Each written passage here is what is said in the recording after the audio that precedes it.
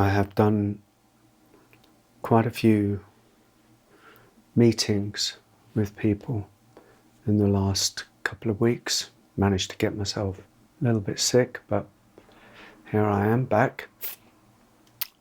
Retreat up in New York, and then online community meeting. We have a community, an online community. You're quite welcome to explore on the website. And then a day long at the weekend about the alchemy of love and the transformation of relationship or relating from unconscious habitual tendencies, the unconscious self, to a more authentic, integrated, transparent, truthful way of communicating with the other, and the difference between the two, and how in these times that we're in, these potent times that we're in, the shifting, where there is a great shifting going on, of what it means to go from one type of way of relating to the other, to another way of relating, and what it involves for the self. And the theme, in a way, that I've observed over the last couple of weeks, is that one thing that we really need to do, I have said this 10 million times. I'm surprised that my videos aren't quite boring in many ways. Is to see with a deeper and deeper awareness the patterns that are playing themselves out within us from a deeper awareness, not from the self, but to fall into a deeper awareness, and from that awareness to start to see the patterns. This is a profoundly deep invitation, profoundly deep and ongoing journey into knowing oneself. Because if you know and see your patterns, then you begin to know and see how you've arrived at the place that you've arrived at. Of course, it involves opening the heart. Of course, it involves, developing a great sense of courage. Of course, it involves a tenderizing of the self, that imagines or hopes or is just glued to the idea that resistance gets us through this life. And you can't bring resistance onto the spiritual path, onto the deepening path. Eventually that resistance has to go. Otherwise you're stuck. Otherwise you get stuck and either disappear into mind, or just stay stuck in a kind of limbo place where you want freedom but you're not prepared to surrender. And so yes, it does involve a whole lot of consequences to start to see one's patterns. But there's no real other way for the spiritual knowledge and awareness to become a lived experience. So what is that? What are these patterns that I'm talking of? Well, the patterns that have created the veiled self, let's say, put simply, we live almost, two existences. We've created and managed to create a duality for ourselves, not a duality that's out there, but actually a very deeply intimate and personal duality, because we're born innocent. We're born, most of us, as far as I know, as a sort of with a certain kind of innocence. It's like that. You know, we arrive here, we don't really know what's going on, we arrive, and then the conditioning that we experience begins. And we're at the behest and at the mercy of the forces that we're born into. Maybe born into it through karma, through whatever reason. I don't know what those reasons are. I don't speculate about past lives or anything. It's not my area of expertise. I'm busy trying to be here and deal with what this is, this experience of life is. You know, so, but we're born into a family and then, you know, trained to be someone, and then we get the conditioning that starts, and the conditioning through the school, through parents, through the ancestry, through culture, through society, through religion. You know, all of these, you know, do something to us, and generally speaking, most people are, you know, have very, very early experiences of being compromised somehow, being hurt somehow, being abused in some sort of way, being told off in some sort of way, being told who we are in some kind of way, being told and associated with who we are, you know, that we're this kind of person and that kind of person. And so, you know, this we develop a kind of false self over the top of our innocent truth. And there we are inside the shell of the persona.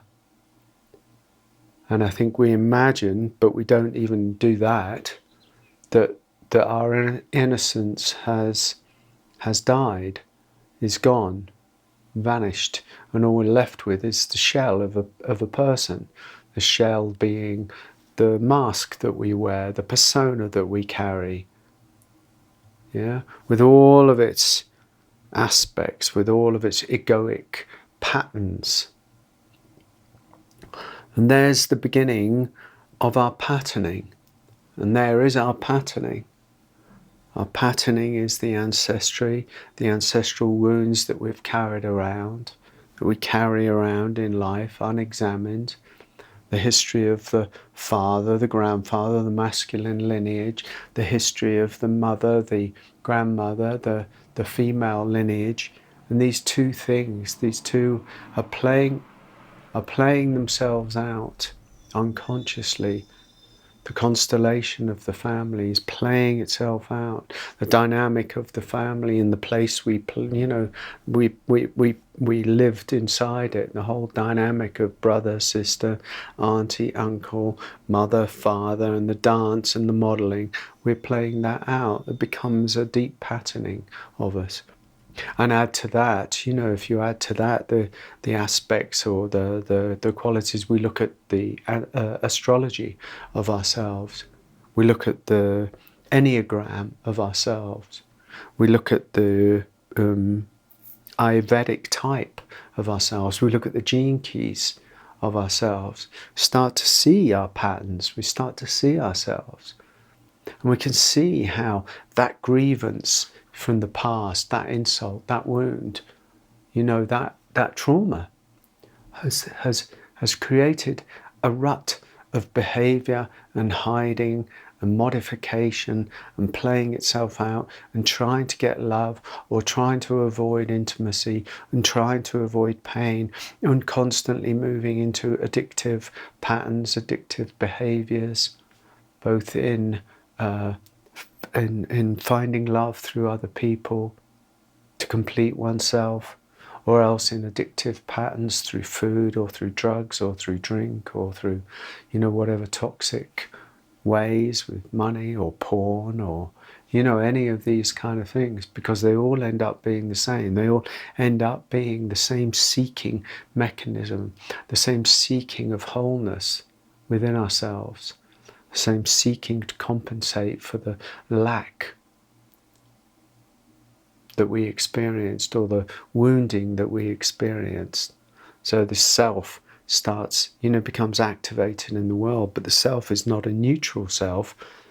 The personality that we wear is made up of the patterns that we've become. And those patterns are largely formulated by ancestry and whatever's happened in this life, early on in this life. And the astrology, if you like, in between. And they all fit together to create this remarkable thing that we call us. But unless it's examined, unless we get underneath the hood and examine it on a certain level to a certain degree, not in therapy, but actually in inquiry, therapy has its value, of course, and bring that therapeuticness into a deeper inquiry. But then we start to see the patterns that are running the show. And when you start to see the patterns that are running the show, then you've got something to work with. Then you've got an understanding. But understanding the pattern of your life does not solve the pattern of your life. Understanding is understanding. Awareness is awareness. And at some point, that understanding and that awareness might need to go to a deeper level to actually take action, do something, meet the pain, meet the pattern, meeting the pattern, to meet the pattern in intimacy. And that involves the heart, to meet the pattern of your life with a deeper willingness to surrender the pattern itself. That's what happens through the willingness to see the patterns. This is a great eye-opening to understand how I've and why I've lived my life in that way. It's breaks one's heart open.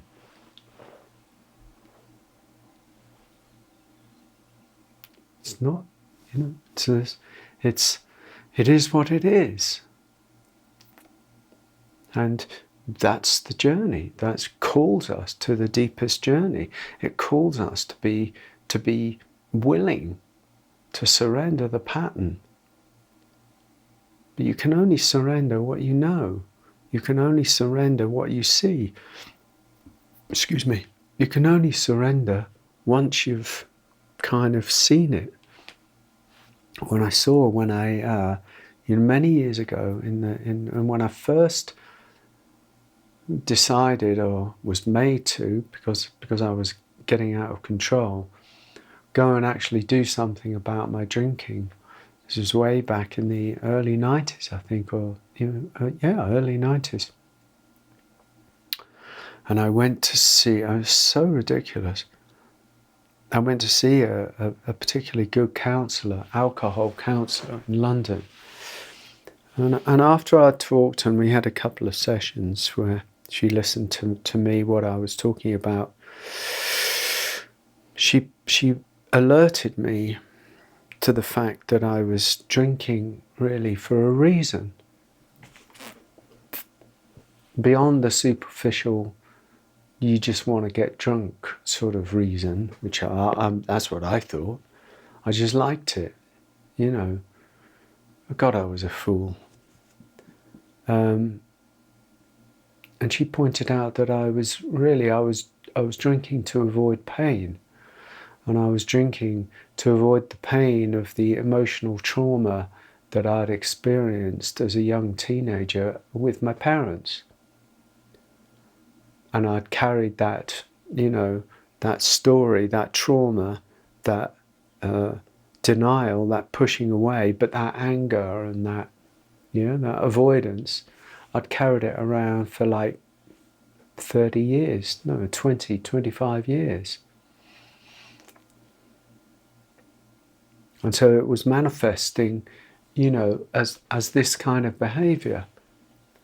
And in all honesty, I was quite naive in those days. That insight changed things. It began to change things, because I went home and thought about this and thought, I'm drinking for a reason. I'm doing this for a reason, to avoid what happened, to avoid the pain in my life. And it didn't just, stop immediately. Nothing really necessarily stops immediately. But there was a deeper insight, because it allowed me to see that there was a pattern playing itself out in my life. And that's what I'm pointing to. There are patterns playing themselves out in your life. And some of those patterns may be healthy, but a lot of those patterns are not healthy. And they're toxic and they're destructive. And on the spiritual journey, as the journey that I'm talking of, which is an embodied kind of journey, meaning that spiritual awareness is just entering the life. That's all it means. That's all this embodiment means, is it's entering the life. And as it enters the life, so the patterns, particularly the unconscious, more toxic patterns, have to be met and have to be dealt with. But first you need to recognize that A, there are patterns, and B, those patterns, what are they and where are they? Where are they? Because they're all going to be coming from the past. Everything like that comes from the past. So there's a great pull and a great courage needed, and a great tenacity and a great willingness to take a step back, to not be so stuck into the patterns, but to be willing to take a step back just for a while and say, okay, let's have a look here. Let's just see what it is. So that's what I wanted to bring to the table. The revelation of seeing the patterns of one's life. Bless you. Bye-bye.